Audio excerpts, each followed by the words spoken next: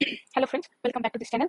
तो अब तक हमने ग्लाइकोलाइसिस के बारे में, उसके प्रिपरेटरी फेज और पे ऑफ फेज में कौन कौन से एंजाइम्स कैसे कैसे काम करते हैं, इसके बारे में इन डिटेल्स बात किया है। उसके बाद हमने फर्मेंटेशन के बारे में देखा। फर्मेंटेशन में मेनली हमने देखा कि इथेनॉल फर्मेंटेशन और लैक्टेट फर्मेंटेशन कैसे होता है। लैक्टेट फर्मेंटेशन में हमने जाना कि जो फर्स्ट ट्विच मसल्स होते हैं, जो टाइप 2 बी मसल्स होते हैं, वो क्यों लैक्टेट फर्मेंटेशन को प्रेफर करते हैं और लैक्टेट बिल्डअप होने की वजह से क्या क्या चेंजेस आते हैं, फिजियोलॉजिकल चेंजेस, और अल्टीमेटली वो लैक्टेट कैसे हमारे मसल सेल से बाहर आता है। ठीक है। अब बीच में हमने पायरुवेट, पायरुवेट के बारे में हमने ज्यादा बात नहीं किया, वो आगे हम चल के बात करेंगे। आज हम जिस टॉपिक पे बात करेंगे वो है कंट्रोल ऑफ ग्लाइकोलाइसिस। ठीक है। और यहाँ पे मैंने दो स्पेसिफिक जगह के ऊपर बेस करके डाला है। एक तो है ये मसल सेल और दूसरा है लिवर। ठीक है। मसल और लिवर इन दोनों में क्यों इंपॉर्टेंट है, क्योंकि सबसे मतलब लिवर में ग्लाइकोलाइसिस बहुत इंपॉर्टेंट एक रोल प्ले करता है। लिवर में ग्लाइकोलाइसिस ब्लड ग्लूकोज लेवल के बेस के ऊपर डिपेंड करके होता है। मतलब अगर ब्लड ग्लूकोज लेवल बहुत ज्यादा है एक्सेस, तब जाके लिवर में ग्लाइकोलाइसिस होगा। लेकिन अगर ब्लड ग्लूकोज लेवल बहुत कम है तो लिवर ग्लूकोज को अपटेक नहीं करेगा, क्योंकि लीवर के पास खुद का मैकेनिज्म है। लीवर में जो लैक्टेट बनता है या फिर जो एलानिन या फिर दूसरे जो एमिनो एसिड्स बनते हैं, उससे लीवर थ्रू नियोग्लूकोजेनेसिस या फिर ग्लूकोनियोजेनेसिस ग्लूकोज बना सकता है खुद के लिए। लेकिन सोचिए हमारे ब्रेन के बारे में, सोचिए हमारे आरबीसी के बारे में, जिन लोगों के पास सिवाय ब्लड ग्लूकोज को यूज करने के अलावा और कोई रास्ता नहीं है एटीपी बनाने का। तो इसलिए अगर ब्लड शुगर लेवल हमारा कम है, अगर ब्लड में ग्लूकोज थोड़ा सा कम है, तो वो जितना भी अमाउंट का ग्लूकोज अवेलेबल है वो ब्रेन में जाता है, वो आरबीसी में जाता है, वो लीवर के अंदर नहीं जाता। ठीक है। लेकिन लेकिन मसल को एक्टिव रहने के लिए वो ब्लड ग्लूकोज चाहिए होता है। ठीक है। क्योंकि मसल के अंदर ग्लूकोनियोजेनेसिस नहीं हो सकता। वो आरबीसी के अंदर ग्लूकोज ग्लाइकोलाइसिस करेगा, ग्लूकोज से ग्लाइकोलाइसिस होगा, उससे जो एटीपी जनरेट होगा वो एटीपी मसल के अंदर आएगा। जब हम ग्लाइकोलाइसिस के बारे में बात करें, तब अभी हम फर्मेंटेशन के बारे में बात नहीं कर रहे। ठीक है। फर्मेंटेशन से एटीपी बनता नहीं है। तो मसल और लिवर इन दोनों में कुल मिला के लगभग जो कंट्रोलिंग मैकेनिज्म है ग्लाइकोलाइसिस का, वो काइंड ऑफ सिमिलर ही है। क्योंकि लिवर में, क्योंकि उसके पास एक अलग एक्स्ट्रा एक एक्सेस पावर है, एक्स्ट्रा पावर है कि वो अपना ग्लूकोज खुद बना लेता है नियोग्लूकोजेनेसिस की वजह से। तो इसलिए कुछ कुछ जगहों पर थोड़ा सा मॉडिफिकेशन लिवर में आता है, थोड़ा सा वो एक्सेस, उसके पास जो एक्टिविटी है, जो पावर है, वो थोड़ा सा लिवर मॉडिफाई करता है कंट्रोल ऑफ ग्लाइकोलाइसिस को। ठीक है। तो उसके बारे में हम बात करेंगे। तो मसल और लिवर में अगर हम देखें, ग्लाइकोलाइसिस के बारे में हमें पता है कि 3 इरिवर्सिबल स्टेप्स है, और यही 3 इरिवर्सिबल स्टेप्स रेगुलेटरी स्टेप्स है।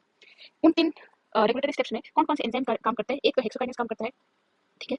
एक काम करता है हेक्सोकाइनेज, जिसे HK मान के चलेंगे। ठीक है। दूसरा काम करता है फॉस्फोफ्रुक्टोकाइनेज, जिसको हम PFK1, फॉस्फोफ्रुक्टोकाइनेज 1, PFK1 मान के चलेंगे। और तीसरा काम करता है पायरुवेट काइनेज, जिसे हम ऐसे मान के चलेंगे। ठीक है। अब देखिए हेक्सोकाइनेज, ये जो PFK1 है, हेक्सोकाइनेज सबसे पहला वाला स्टेप कंप्लीट करता है। क्या करता है? वो ग्लूकोज से ग्लूकोज 6 फॉस्फेट बनाता है। ग्लूकोज से ग्लूकोज 6 फॉस्फेट बनाता है। अब इस ग्लूकोज 6 फॉस्फेट से ग्लाइकोलाइसिस आगे बढ़ सकता है, और फिर ये ग्लूकोज 6 फॉस्फेट ग्लाइकोजन सिंथेसिस में भी काम कर सकता है, जिसे ग्लाइकोजेनेसिस कहा जाता है।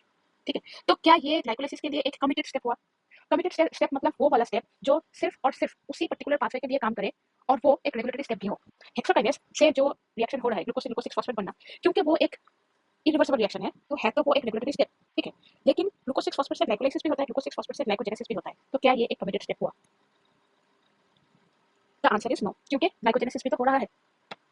तो नेक्स्ट वाला एंजाइम देखते हैं हम, पायरुवेट का PFK1, फॉस्फोफ्रुक्टोकाइनेज 1। ये क्या करता है? ये फ्रुक्टोज 6 फॉस्फेट से फ्रुक्टोज 1,6 बिसफॉस्फेट बनाता है, और यहाँ से आगे सिर्फ और सिर्फ ग्लाइकोलाइसिस ही चल सकता है। ग्लाइकोलाइसिस के अलावा फ्रुक्टोज 1,6 बिसफॉस्फेट से कोई और पाथवे नहीं चल सकता। तो मैंने पहले क्या कहा, कमिटेड स्टेप कौन सा है? कमिटेड स्टेप वो वाला स्टेप है जो एक तो रेगुलेटरी स्टेप हो और दूसरा कमिटेड हो उसी एक स्पेसिफिक पाथवे के लिए। अब तक शायद आप लोगों को समझ में आ चुका होगा कि इसका मतलब, जो मैंने कमिटेड स्टेप के बारे में बताया, इसका मतलब ये है कि जो हेक्सोकाइनेज है ये कमिटेड स्टेप नहीं है, this is not committed step. ठीक है। बट ये जो स्टेप है दिस इज कमिटेड स्टेप। ठीक है। और कमिटेड स्टेप में जो एंजाइम काम करता है उसे हम कह सकते हैं pacemaker enzyme for that pathway. तो ये हो गया हमारा pacemaker enzyme for what? Pacemaker enzyme of glycolysis. ठीक है। इतना आप लोगों को समझ में आ गया है। तो आगे हम बात करते हैं। पहले हम PFK के बारे में ही बात कर लेते हैं, क्योंकि PFK हमारा पेसमेकर एंजाइम है। ये है PFK का स्ट्रक्चर, 3D स्ट्रक्चर। ये वाला पार्ट अभी फिलहाल के लिए मैं डिलीट कर देती हूँ। ठीक है। तो ये है हमारा PFK का स्ट्रक्चर। अब यहाँ पे देख सकते हैं, यहाँ पे कैटालाइटिक साइट है, यहाँ पे कैटालाइटिक साइट है, और बीच में ये एलोस्टिक साइट है। कैटालाइटिक साइट कौन सा साइट है? जहाँ पे सबस्ट्रेट आके बाइंड करता है। कैटालाइटिक साइट में हमेशा सबस्ट्रेट आके बाइंड करता है, और एलोस्टिक साइट वो वाला साइट है जहाँ पे कोई मॉड्यूलेटर आके बाइंड करता है। ठीक है। Modulator binding site. अब देखिए यहाँ पे मॉड्यूलेटर क्या हो सकता है? यहाँ पे PFK के लिए मॉड्यूलेटर हो सकता है ATP AMP रेशियो। ठीक। मान लीजिए ATP बहुत ज्यादा है, मान लीजिए 10 ATP है, और AMP कम है, मान लीजिए 2 है। तो ATP is to AMP ratio कितना हो गया? 5:1। ठीक। अब मान लीजिए दूसरा कंडीशन है जहाँ पे ATP 4 है, या फिर हाँ ATP मान लीजिए 4 है, और AMP मान लीजिए, या फिर मैं जस्ट रिवर्स कर देती हूँ, ATP मान लीजिए 2 है और AMP मान लीजिए 10 है, यहाँ पे 10 है। तो फिर ATP AMP रेशियो कितना हो गया? 2:10, मतलब 1:5, राइट? तो कौन सा ज्यादा है? ATP AMP रेशियो यहाँ पे ज्यादा है, ATP AMP रेशियो यहाँ पे कम है। इसका मतलब क्या है? अगर एटीपी ज्यादा है एएमपी से तो यहाँ पे एनर्जी भी तो ज्यादा है, सेल के अंदर एनर्जी ज्यादा है और यहाँ पे सेल के अंदर एनर्जी कम है, एटीपी कम है मतलब एनर्जी कम है। तो कौन सा ऐसा स्टेट है जहाँ पे ग्लाइकोलाइसिस होना चाहिए? ये वाला स्टेट, ये वाला स्टेट जहाँ पे एनर्जी कम है, हम हमारे सेल को ग्लाइकोलाइसिस करना है और ग्लाइकोलाइसिस से अल्टीमेटली एटीपी बनाना है। यहाँ पे तो ऑलरेडी एटीपी बहुत सारा है सेल में, तो ग्लाइकोलाइसिस की जरूरत नहीं है। तो इससे हमें ये पता चलता है कि अगर एटीपी एएमपी रेशियो ज्यादा है तो ग्लाइकोलाइसिस नहीं होगा, नो ग्लाइकोलाइसिस, नो ग्लाइकोलाइसिस। ठीक है, नो ग्लाइकोलाइसिस अगर एटीपी एएमपी रेशियो ज्यादा है, बट अगर एटीपी टू एएमपी रेशियो कम है, एटीपी एएमपी रेशियो अगर कम है तो ग्लाइकोलाइसिस होगा। ठीक है, अब देखिए यहाँ पे फ्रुक्टोज 6, यहाँ पे पीएफके के बारे में क्या कहा गया है, देखिए ये एग्जांपल है, इसको मैं डिलीट कर देती हूँ। ठीक है, यहाँ से बस आप इतना जान के रखिए, अगर एटीपी एएमपी रेशियो ये ज्यादा है तो दैट मींस नो ग्लाइकोलाइसिस, और अगर एटीपी टू एएमपी रेशियो कम है इसका मतलब यहाँ पे ग्लाइकोलाइसिस ज्यादा होगा, ग्लाइकोलाइसिस होगा ज्यादा होगा। ठीक है, यहाँ पे देखिए ये रिएक्शन वेलोसिटी और फ्रुक्टोज 6 फॉस्फेट के कंसंट्रेशन के ऊपर डिपेंड करके पीएफके1 की एक्टिविटी, पीएफके1 की एंजाइमेटिक एक्टिविटी का ग्राफ यहाँ पे दिया हुआ है। अगर high huge amount of ATP है तो इसका रिएक्शन वेलोसिटी कितना होगा? जैसे जैसे हम फ्रुक्टोज 6 फॉस्फेट को बढ़ाते जा रहे हैं और एटीपी का कंसंट्रेशन भी हाई है तो ग्लाइकोलाइसिस तो ज्यादा जरूरत ही नहीं है, तब तो ग्लाइकोलाइसिस ऐसे सिग्माइड कर्व आएगा, सिग्माइड कर्व। ठीक है, क्योंकि यहाँ पे ग्लाइकोलाइसिस ज्यादा जरूरत है ही नहीं। लेकिन अगर एटीपी लो है, लो एटीपी कंसंट्रेशन है, तो देखिए यहाँ पे एक हाइपरबोलिक कर्व आएगा, हाइपरबोलिक। ठीक है, अच्छा, तो यहाँ पे मेन जो फैक्टर है पीएफके1 के लिए वो क्या है? एटीपी कम होना चाहिए, एटीपी कम होना चाहिए और एएमपी ज्यादा होना चाहिए। ठीक है, यहाँ पे और एक चीज है, क्यों एएमपी, हमने क्यों एडीपी को यहाँ पे कंसीडर नहीं किया है? देखिए मान लीजिए एक सेल है और इस सेल के अंदर एडीपी एक्युमुलेट हो रहा है, लो एनर्जी है तो एटीपी तो नहीं है लेकिन एडीपी एक्युमुलेट हो रहा है। अब अगर दो एडीपी ऐसे एक साथ आ जाते हैं तो इससे एक एटीपी बन जाएगा और उसके साथ एक एएमपी बनेगा, क्योंकि इसमें दो फॉस्फेट ग्रुप है, इसमें दो फॉस्फेट ग्रुप है, तो इससे यहाँ पे तीन फॉस्फेट और यहाँ पे एक फॉस्फेट ग्रुप, एक एटीपी मॉलिक्यूल और एक एएमपी मॉलिक्यूल बन जाएगा, और ये एटीपी हाई एनर्जी, मतलब ये जो लो एनर्जी स्टेट था, इस लो एनर्जी को हाई एनर्जी में कन्वर्ट कर सकता है। ठीक है, लेकिन अगर एएमपी बिल्डअप होता रहा, अगर एएमपी बिल्डअप होता रहा तो क्या ये पॉसिबल है?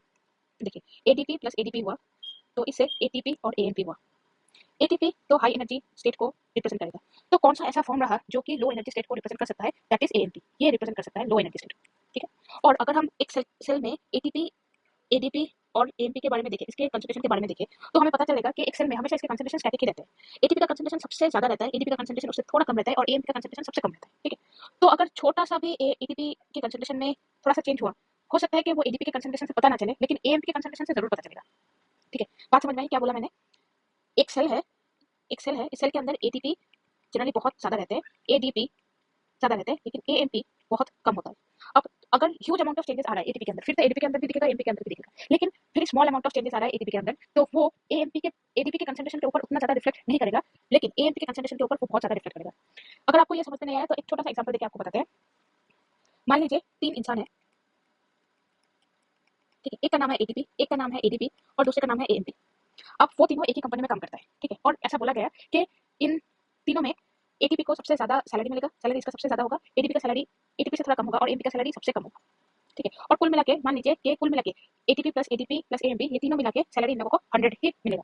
मान लीजिए इसको 50 मिलता है, मान लीजिए इसको 80 सॉरी इसको 30 मिलता है और इसे 10 मिलता है। ठीक है, अब मान लीजिए कि ऐसा एक कंडीशन आया जब एटीपी को बोला गया कि एटीपी तुम बहुत अच्छे काम करो तो तुम्हारी सैलरी और बढ़ जाएगी, तुम्हारी सैलरी 50 से ये 60 हो गया मान लीजिए, या फिर थोड़ा सा और मैं बढ़ा देती हूँ, 50 से मान लीजिए 70 हो गया, तो यहाँ पे प्लस 20 बढ़ गया। ठीक है, अब ये 20 इन दोनों में से ही तो लेना है क्योंकि कुल मिला के 100 इतना तो रखना ही है। ठीक है, अब ये 20 में से मान लीजिए यहाँ से 10 लिया गया, यहाँ से 10 लिया गया और यहाँ से भी 10 लिया गया, तो सबसे ज्यादा नुकसान किसको हो रहा है? यहाँ पे एएमपी को हो रहा है। ठीक है, एडीपी को तो फिर भी ₹20 मिल रहा है, अभी भी 10 रुपए एटीपी को देने के बाद भी उसे 20 रुपए मिल रहा है, लेकिन एएमपी बेचारा उसे तो मिल ही रहा था 10 रुपए, उसने उससे पूरे के पूरे 10 रुपए एटीपी को दे दिए, लिया गया मतलब छीन के लिया गया, तो उसके पास तो अब कुछ भी नहीं बचा। तो इसीलिए एटीपी में थोड़ा सा भी स्लाइट चेंज हो कंसंट्रेशन में वो सबसे ज्यादा रिफ्लेक्ट करता है एएमपी के ऊपर, ना कि एडीपी के ऊपर। इसीलिए एडीपी को नहीं एएमपी को लो एनर्जी स्टेट का रिप्रेजेंटेटिव माना जाता है। ठीक है, आई होप आपको समझ में आ गया। अच्छा, इसके बाद ये हो गया हमारा पीएफके, तो पीएफके को कौन कंट्रोल करता है? ATP AMP ratio. ठीक है, अब दूसरा हम बात करते हैं हेक्सोकाइनेज के बारे में। देखिए हेक्सोकाइनेज का बहुत सीधा सीधा साधा रेगुलेटरी मैकेनिज्म है, दैट इज द फीडबैक इन्हिबिशन। इसमें क्या होता है, ग्लूकोज 6 फॉस्फेट बनाता है ये हेक्सोकाइनेज, और ये ग्लूकोज 6 फॉस्फेट अगर बिल्डअप होता रहा तो यही ग्लूकोज 6 फॉस्फेट हेक्सोकाइनेज का इनहिबिट कर देगा, इसे कहते हैं फीडबैक इन्हिबिशन। यही एक तरीका है जिससे मसल हेक्सोकाइनेज कंट्रोल हो सकता है। ठीक है, थर्ड वाला है पायरुवेट काइनेज, जो लास्ट में आता है, जो फॉस्फोएनिल पायरुवेट को पायरुवेट में कन्वर्ट करते हैं। ठीक, देखिए यहाँ पे क्या होता है, ये हम मानते चल रहे हैं कि यह है relax muscle fibre, relax muscle fibre है मतलब मसल कॉन्ट्रैक्शन नहीं हो रहा है, यहाँ पे बहुत सारा हमारे पास ग्लूकोज है और ग्लाइकोलाइसिस जो है वो इनहिबिटेड कंडीशन में है, तो इसीलिए रिलैक्स है, कोई हम दौड़ भी नहीं रहे हैं, एक्सरसाइज भी नहीं कर रहे हैं, सेल एकदम आराम से बैठा हुआ है। तब सेल कब आराम से बैठा हुआ रहेगा? जब हाई एनर्जी रहेगा उसके अंदर, मतलब अभी एटीपी एएमपी रेशियो जो है वो हाई है, वो क्या करेगा, एक तो ये फॉस्फोलिपिड को इनहिबिट करेगा और दूसरा ये पायरुवेट काइनेज को भी इनहिबिट करके रखेगा। ठीक है, तो यहाँ से हम बोल सकते हैं कि पायरुवेट काइनेज के लिए भी एटीपी एएमपी रेशियो एक रेगुलेटर का काम करता है। लेकिन अगर एक्सरसाइज हो रहा है, ग्लाइकोलाइसिस स्टिमुलेटेड कंडीशन में है, मसल फाइबर का कॉन्ट्रैक्शन हो रहा है और लो एनर्जी लेवल है, मतलब एटीपी एएमपी रेशियो अभी कम है, तो वो क्या करेगा, एक तो वो ये पीएफके 1 को पॉजिटिव मतलब स्टिमुलेट करेगा फॉस्फोलिपिड को और बोलेगा कि फ्रुक्टोज 6 फॉस्फेट को और ज्यादा ज्यादा फ्रुक्टोज 1 6 बिसफॉस्फेट में कन्वर्ट करो। अब ये जो फ्रुक्टोज 1 6 बिसफॉस्फेट है, ये अपना काम तो करेगा, मतलब फ्रुक्टोज 6 1 6 बिसफॉस्फेट से जो रिजल्ट है 3 फॉस्फेट और एसिड फॉस्फेट बनता है, ये तो बनाएगा। साथ ही साथ ये एक फीड फॉरवर्ड स्टिमुलेशन देगा पायरुवेट काइनेज के ऊपर, जिससे ये जो एक्सेस अमाउंट ऑफ इतने सारे ग्लाइकोलाइटिक इंटरमीडिएट्स आ रहा है, इसको जल्दी जल्दी ये कन्वर्ट कर दे पायरुवेट में। क्योंकि इससे ऊपर जितने भी रिएक्शंस चल रहे हैं सब तो रिवर्सिबल रिएक्शन है, तो इस रिएक्शन को बहुत फास्ट होना पड़ेगा, नहीं तो सारे रिवर्सिबल रिएक्शंस फिर से होते रहेंगे इक्विलिब्रियम मेंटेन करने के लिए। इसीलिए फ्रुक्टोज 1 6 बिसफॉस्फेट जो है वो पायरुवेट काइनेज को एक्टिवेट कर देता है, ताकि बहुत स्पीड में फॉस्फेट और पायरुवेट से पायरुवेट बन जाए और यहाँ पे रिवर्सिबल जो रिएक्शंस है वो कम हो। ठीक है, तो एक तो पायरुवेट काइनेज के लिए एटीपी एएमपी हो गया, दूसरा रेगुलेटर का काम करता है कौन, फ्रुक्टोज 1 6 बिसफॉस्फेट। ठीक है, इतना आपको समझ में आ गया, तो इतना मसल के लिए हो गया, कंट्रोल हो गया मसल में। अब हम आते हैं लीवर में। देखिए लीवर में पीएफके 1 को कंट्रोल करता है सिट्रेट। ठीक है, सिट्रेट क्या है, सिट्रेट जब हम टीसीए साइकिल पढ़ेंगे, टीसीए साइकिल में सिट्रेट जो है वो एक इंटरमीडिएट की तरह काम करता है, मतलब सिट्रेट जो है वो टीसीए साइकिल से बनता है। तो अगर टीसीए साइकिल या फिर सिट्रिक एसिड साइकिल चल रहा है, इसका मतलब ही ये है कि ग्लाइकोलाइसिस बहुत अच्छे से हो रहा है और इससे पायरुवेट भी बन रहा है, पायरुवेट ऑक्सीडेशन भी हो रहा है, एसिटाइल कोई भी बन रहा है और वो एसिटाइल कोई टीसीए साइकिल के अंदर भी है। तो अगर सिट्रेट ज्यादा कंसंट्रेशन में प्रेजेंट है, वो हमेशा यही रिप्रेजेंट करता है कि जो सेल है इसमें एटीपी काफी ज्यादा है। ठीक है, तो सिट्रेट क्या करेगा, सिट्रेट एक्चुअली इनहिबिट करता है फॉस्फोलिपिड को bye enhancing the inhibitory effect of ATP. Citrate बोलेगा कि नहीं, मेरे पास अगर सिट्रेट का कंसंट्रेशन बहुत ज्यादा है, तो सिट्रेट बोलेगा भाई मेरे सेल के अंदर बहुत सारा ग्लूकोज है, ग्लाइकोलाइसिस अच्छे से हो गया है, पायरुवेट बहुत सारे हैं, एसिटाइल कोई है, मैं टीसीए साइकिल कंटिन्यू कर रही हूं, मैं प्रोड्यूस हो रहा हूं, मतलब टीसीए साइकिल कंटिन्यू हो रहा है, मुझे और ग्लाइकोलाइसिस की जरूरत नहीं। अब जो ग्लूकोज बचा है वो ग्लूकोज ग्लाइकोजन में कन्वर्ट हो सकता है, स्टोरेज सिस्टम में जा सकता है। ठीक है, तो देखिए ये जो सिट्रेट है, ये सिट्रेट लीवर में काम नहीं कर रहा था, ये सिट्रेट सिर्फ और सिर्फ पीएफके को कहां मॉड्यूलेट कर रहा है, लीवर में। ठीक, नेक्स्ट दूसरा बहुत इंपॉर्टेंट चीज है जो कि एक मसल में प्रेजेंट नहीं होता, वो है फ्रुक्टोज 2 6 बिसफॉस्फेट। देखिए जब ग्लूकोज आया, ग्लूकोज से फ्रुक्टोज 6 फॉस्फेट बन गया। ठीक है, ग्लूकोज से ग्लूकोज 6 फॉस्फेट और ग्लूकोज 6 फॉस्फेट से फ्रुक्टोज 6 फॉस्फेट बन गया। अगर ये फ्रुक्टोज 6 फॉस्फेट थोड़ा सा ज्यादा एक्युमुलेट हो जाए, तो फ्रुक्टोज 6 फॉस्फेट क्या करेगा, फ्रुक्टोज 2 6 बिसफॉस्फेट में कन्वर्ट हो जाएगा और ये फॉस्फोलिपिड 1 को एक्टिवेट कर देगा। इसका मतलब क्या है, मान लीजिए ग्लूकोज बहुत ज्यादा है, सेल के अंदर ग्लूकोज बहुत ज्यादा आ गया है। ठीक है, ये लीवर सेल है और उसके अंदर ग्लूकोज बहुत ज्यादा आ गए हैं और ये ग्लूकोज से फ्रुक्टोज 6 फॉस्फेट भी बन गया, यहाँ से फ्रुक्टोज 6 फॉस्फेट भी बन गया और फ्रुक्टोज 6 फॉस्फेट बहुत जल्दी जल्दी एक्युमुलेट हो रहा है, लेकिन शायद फ्रुक्टोज 1 6 बिसफॉस्फेट उतना जल्दी प्रोड्यूस नहीं हो रहा है। तो इसके लिए वो क्या करेगा, पहले तो खुद को फ्रुक्टोज 2 6 बिसफॉस्फेट में कन्वर्ट कर देगा और फिर जाके ये फ्रुक्टोज 2 6 बिसफॉस्फेट एक्टिवेट करेगा फॉस्फोलिपिड 1 को, ताकि ज्यादा से ज्यादा फ्रुक्टोज 1 6 बिसफॉस्फेट होता रहे, मतलब ग्लाइकोलाइसिस चलता रहे। ये देखिए, ये कुछ कुछ हम बोल सकते हैं, ये खुद स्ट्रेट वे में शायद काम करने में इसे थोड़ा लेट हो रहा था, तो इसने खुद को एक और फॉर्म में कन्वर्ट कर दिया ताकि उसका जो अपना काम है वो थोड़ा जल्दी हो पाए। फ्रुक्टोज 6 फॉस्फेट था, फ्रुक्टोज 6 फॉस्फेट बहुत जल्दी जल्दी फ्रुक्टोज 1 6 बिसफॉस्फेट में कन्वर्ट नहीं हो रहा था, क्योंकि शायद फॉस्फोलिपिड 1 को थोड़ा सा एक्टिविटी, थोड़ा सा एक पुश चाहिए था। तो फ्रुक्टोज 6 फॉस्फेट ने खुद को पहले फ्रुक्टोज 2 6 बिसफॉस्फेट में कन्वर्ट कर दिया और ये फ्रुक्टोज 2 6 बिसफॉस्फेट फिर से इस पीएफके 1 को पुश दे रहा है, वो धक्का मार रहा है कि जल्दी जल्दी मेरे को फ्रुक्टोज 1 6 बिसफॉस्फेट में कन्वर्ट करो, मेरे को मतलब फ्रुक्टोज 6 फॉस्फेट को फ्रुक्टोज बिसफॉस्फेट में कन्वर्ट करो। ठीक है, देखिए यहाँ पे एक ग्राफ दिया गया है, यहाँ पे फ्रुक्टोज 6 फॉस्फेट का कंसंट्रेशन है और यहाँ पे relative rate of fructose 1 6 bisphosphate synthesis आप देख सकते हैं, और ये जो है ये फ्रुक्टोज 2 6 बिसफॉस्फेट का कंसंट्रेशन है। देखिए जितना ज्यादा फ्रुक्टोज 2 6 बिसफॉस्फेट का कंसंट्रेशन जितना बढ़ेगा, relative rate of fructose 1 6 bisphosphate synthesis पे उतना ही बढ़ रहा है। यहाँ पे देखिए एटीपी के साथ ये फ्रुक्टोज 1 6 बिसफॉस्फेट सिंथेसिस की रेट यहाँ पे दिया गया है एटीपी के साथ, क्योंकि अगर एटीपी ज्यादा रहा, एटीपी ज्यादा रहने से तो क्या करेगा, एटीपी ज्यादा है वो तो पीएफके को इनहिबिट करेगा, राइट, वो तो हमेशा ही पीएफके को इनहिबिट करेगा। एटीपी अगर ज्यादा है तो वो बोलेगा मेरे पास बहुत एनर्जी है, मुझे ग्लाइकोलाइसिस करना ही नहीं है, तो वो तो हमेशा ही पीएफके को इनहिबिट करेगा। लेकिन ये जो इनहिबिटरी इफेक्ट है वो किसके मदद से थोड़ा सा लो हो सकता है, वो हो सकता है फ्रुक्टोज 2 6 बिसफॉस्फेट की मदद से। देखिए यहाँ पे एटीपी का कंसंट्रेशन बढ़ रहा है, यहाँ पे इस पर्टिकुलर ग्राफ में एटीपी का कंसंट्रेशन बढ़ रहा है, यहाँ पे एटीपी का कंसंट्रेशन बढ़ रहा है। फ्रुक्टोज 1 6 बिसफॉस्फेट का पहले फ्रुक्टोज 1 6 बिसफॉस्फेट सिंथेसिस है, ये सिंथेसिस है, पहले थोड़ा बढ़ा लेकिन वो एकदम घट गया। फिर हमने फ्रुक्टोज 2 6 बिसफॉस्फेट जैसे ही थोड़ा सा दिया, इसका सिंथेसिस रेट थोड़ा सा और बढ़ के घटा, घट तो रहा है क्योंकि एटीपी का कंसंट्रेशन बढ़ रहा है, घट तो रहा है, लेकिन यहाँ पे जैसे शायद ये जो स्टिफनेस है, यहाँ पे जो ये स्टिफ आ रहा है, ऐसा नहीं हो रहा है। Fructose 1 6 bisphosphate synthetic rate is increasing even if ATP, the rate of the concentration of ATP is increasing, but in presence of fructose 2 6 bisphosphate. तो अगर fructose 2 6 बिसफॉस्फेट प्रेजेंट रहा, तो अगर ATP का कंसंट्रेशन थोड़ा सा बड़ा भी है तो भी कोई प्रॉब्लम नहीं, तो भी फ्रुक्टोज 6 फॉस्फेट, फ्रुक्टोज 2 6 बिसफॉस्फेट की प्रेजेंस में फ्रुक्टोज 1 6 बिसफॉस्फेट सिंथेसिस होता रहेगा। ठीक है, तो ये था लीवर के बारे में। अच्छा, थोड़ा सा और हम बात करते हैं लीवर में एच के, मतलब हिस्टीडीन काइनेज कैसे काम करता है। सेम ग्लूकोज से ग्लूकोज 6 फॉस्फेट बनता है और ये ग्लूकोज 6 फॉस्फेट जाके हिस्टीडीन काइनेज को इनहिबिट कर देगा, मतलब ये एक फीडबैक इनहिबिशन होता है। चलिए अभी हम बात करते हैं ब्लड ग्लूकोज कंसंट्रेशन के बारे में। देखिए ब्लड ग्लूकोज कंसंट्रेशन के बारे में हमने मसल में उतना ज़्यादा बात नहीं किया, क्योंकि ब्लड मसल में जो जो ग्लूकोज ट्रांसपोर्ट हो रहे हैं वो जनरली ब्लड से ही होता है। ठीक है, और ब्लड का जो आरबीसी है, ब्लड आरबीसी सिवाय ग्लाइकोलाइसिस के कुछ और वो लोग कर नहीं सकते। तो उन लोगों के लिए ब्लड में जो ग्लूकोज है, जो ब्लड ग्लूकोज लेवल है, उसी के ऊपर ये पूरी तरह से डिपेंडेंट है। ब्लड ग्लूकोज के ऊपर। कौन कौन से दो चीज पूरी तरह से 100% डिपेंडेंट है ब्लड ग्लूकोज के ऊपर? एक तो है ब्रेन और दूसरा है आरबीसी, ठीक है। लेकिन जो हमारा लिवर है, मैंने पहले ही कहा है कि जो हमारा लिवर है, लिवर में थोड़ा सा स्पेशल, इसके पास कुछ स्पेशल पावर होते हैं। वो होता है ग्लूकोनियोजेनेसिस। ग्लूकोनियोजेनेसिस मतलब अगर अगर ब्लड ग्लूकोज कंसंट्रेशन, ब्लड में अगर ग्लूकोज बहुत कम है तो ये ग्लूकोज लीवर में नहीं आता। लीवर तब अपना ग्लूकोज खुद कोई एक किसी नॉन कार्बोहाइड्रेट सोर्सेस से अपना ग्लूकोज वो बना लेता है। ये ग्लूकोज तब कहाँ जाता है? ये ग्लूकोज आइदर तो ब्रेन में जाता है या फिर आरबीसी में जाता है। कब लिवर के अंदर ग्लूकोज आएगा? जब ब्लड ग्लूकोज कंसेंट्रेशन बहुत ज्यादा हो, जब ब्रेन और आरबीसी के पास सफिशिएंट अमाउंट ऑफ ग्लूकोज हो जाए, तब जाके वो blood glucose, this excess amount of blood glucose can enter into liver, ठीक है। तो कैसे ये इसमें एक बहुत अच्छे से यहाँ पे रेगुलेशन हो रहा है। तो ये रेगुलेशन कैसे हो रहा है, अभी हम इसके बारे में बात करेंगे।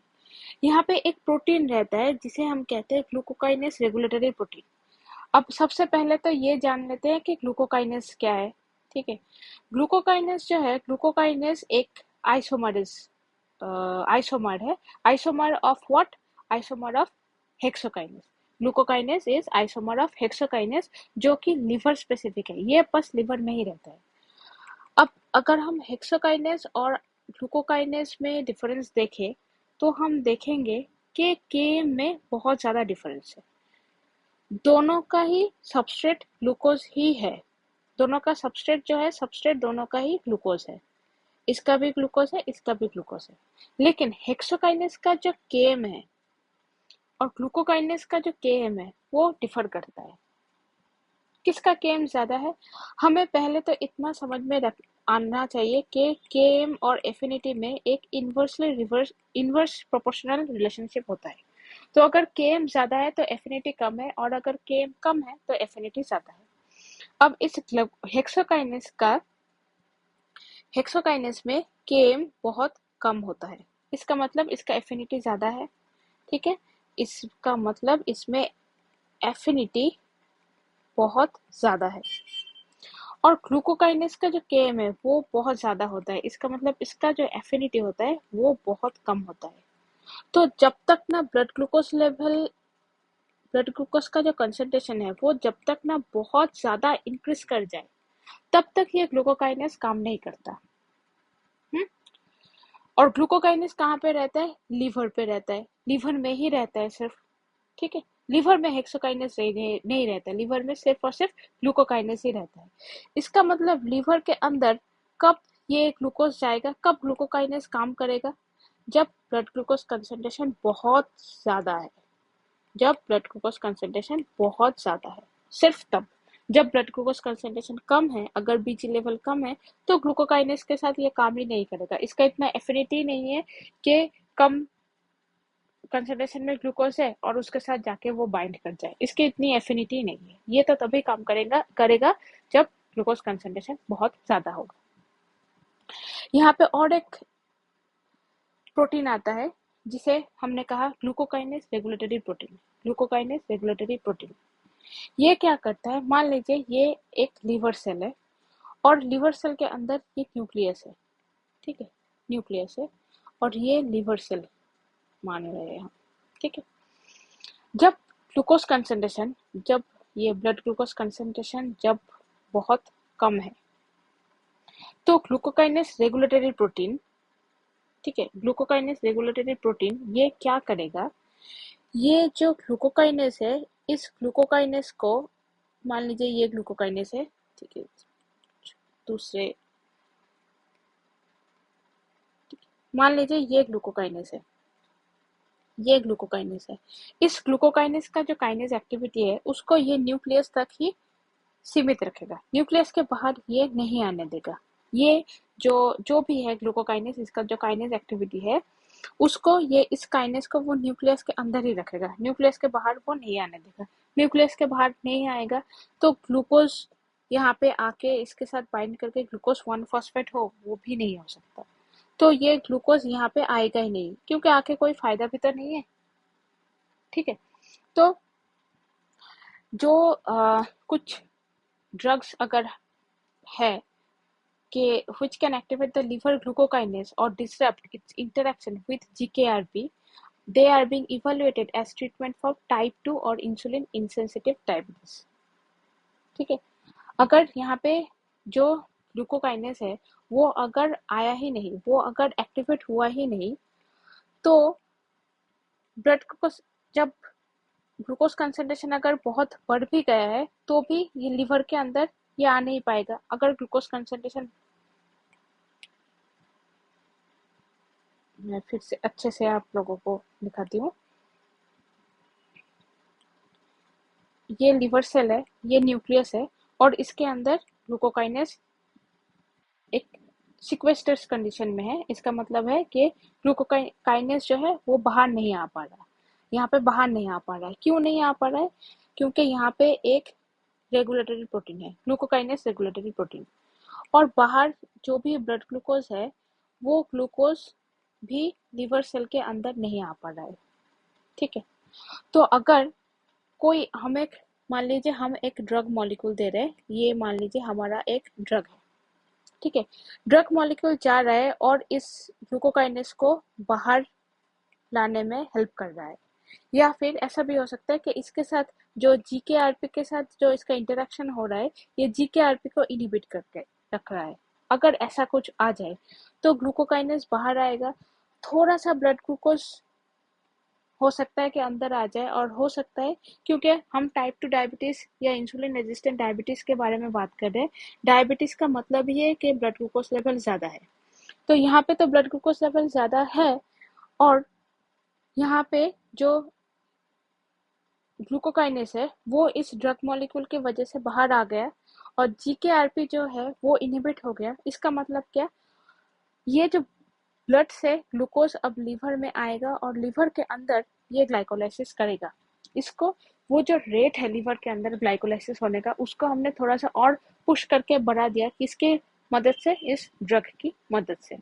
तो इस हिसाब से हम टाइप 2 डायबिटीज या फिर इंसुलिन रेजिस्टेंट जो डायबिटीज है इसको ट्रीट कर सकते हैं। ठीक है, अच्छा ठीक है, हमने फिर किस किस के बारे में बात कर लिया? हमने पीएफके के बारे में बात कर लिया, हमने हिस्टीडीन काइनेस के बारे में बात कर लिया। ये तो सिर्फ और सिर्फ फीडबैक इनहिबिशन से ही होता है। हमने ब्लड ग्लूकोज कंसंट्रेशन के बारे में बात कर लिया, जो कि ग्लूकोकाइनेस से हो रहा है। याद रखिए, लीवर में ग्लूकोकाइनेस ही रहता है। ग्लूकोकाइनेस रहता है मतलब ग्लूकोकाइनेस का ही कंसंट्रेशन ज्यादा रहता है रादर देन हेक्सोकाइनेस। थोड़ा सा जो हेक्सोकाइनेस होता है वो सब मतलब फीडबैक इनहिबिशन से ही कंट्रोल हो जाता है। ठीक है, उसके बाद हम बात करेंगे पायरुवेट काइनेस के बारे में, जो कि फॉस्फोएनोल पायरुवेट से पायरुवेट बना रहा है। फॉस्फोएनोल पायरुवेट से ये पायरुवेट बना रहा है। ठीक है ना, यहाँ पे भी ब्लड ग्लूकोज कंसंट्रेशन बहुत इंपॉर्टेंट रोल प्ले करता है। देखिए, अगर हमारे पास हाई ब्लड ग्लूकोज कंसंट्रेशन रहा तो पायरुवेट काइनेस डीफॉस्फोराइलेट हो जाएगा। अगर पायरुवेट काइनेस फॉस्फोराइलेटेड कंडीशन में है, मतलब अगर पायरुवेट काइनेस के साथ एक फॉस्फेट जुड़ा हुआ है, तो वो लेस एक्टिव स्टेट में है। जैसे ही ब्लड ग्लूकोज कंसंट्रेशन बढ़ा, मतलब ग्लाइकोलाइसिस होना चाहिए, वो क्या होगा? डीफॉस्फोराइलेटेड बन जाएगा और ये एक्टिव बन जाएगा पायरुवेट काइनेस। ठीक है, और वो फॉस्फोएनोल पायरुवेट को पायरुवेट में कन्वर्ट कर देगा।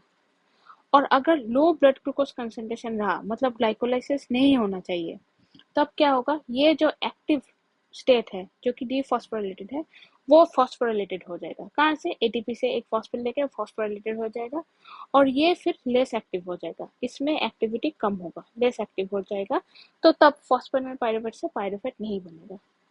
इस पर्टिकुलर रिएक्शन को हमने पहले भी बोला है कि एटीपी अगर ज्यादा है तो पायरुवेट काइनेस को इनहिबिट करेगा, क्योंकि पायरुवेट काइनेस को अगर एटीपी ज्यादा है तो पायरुवेट काइनेस को एटीपी अपना एक फॉस्फेट ग्रुप देके इसे फॉस्फोराइलेटेड पायरुवेट काइनेस बना देगा।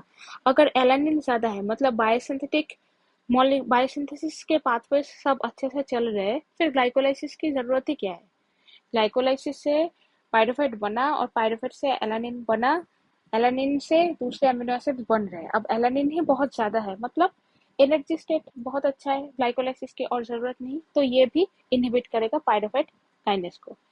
और अगर फ्रुक्टोज 1,6 बिसफॉस्फेट बहुत ज्यादा है, जो हमने मसल में भी बात किया है, अगर फ्रुक्टोज 1,6 बिसफॉस्फेट बहुत ज्यादा है तो वो पायरुवेट काइनेस को एक्टिवेट करेगा। क्यों एक्टिवेट करेगा? ताकि पायरुवेट काइनेस जल्दी जल्दी फॉस्फेनिल पायरुवेट को पायरुवेट में कन्वर्ट कर दे। अदरवाइज हो सकता है कि फॉस्फेनिल पायरुवेट से आगे जो रिवर्सिबल स्टेप्स थे उनमें रिवर्सिबल रिएक्शंस होते रहे।